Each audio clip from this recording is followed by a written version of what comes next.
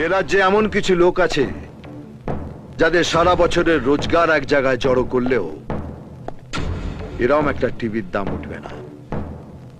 আর আপনি কত সহজে এরকম একটা টিভি ভেঙে দিলেন।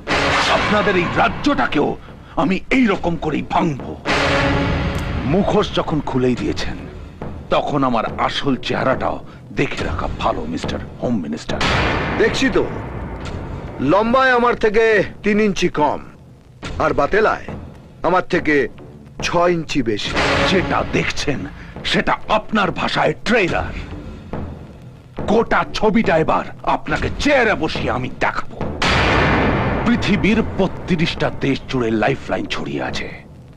সব কটার টার্নওভার যোগ করলে আপনাদের এই রাজ্যের গ্রস ইনকামের চেয়ে অনেক বেশি।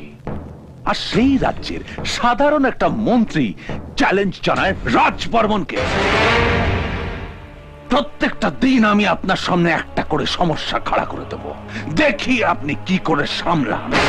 আপনাকে দাঁড় করিয়ে রেখে আমি এই রাজ্যটাকে গলিয়ে তাল পাকিয়ে দেব। তারপর এই রাজ্য ছেড়ে চলে যাব, আর সেটাই হবে আমার এই ছবির ক্লাইম্যাক্স। আপনার গল্পটা শুনলাম, ছবিটা আর দেখাবেন না।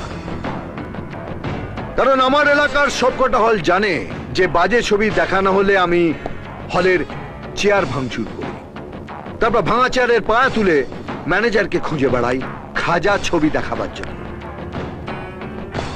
একবার যে আমার রাম প্যাঁদানি খেয়েছে, তার পরের শো থেকে আবার ভক্তিমূলক ছবি লাগিয়েছে, যেমন নীলাচলে মহাপ্রভু। আমার লাইফ হিস্ট্রিটা তো ভালো করে পড়েছেন, কিন্তু আমার কীর্তনটা এখনো শোনেননি। খুব ইন্টারেস্টিং।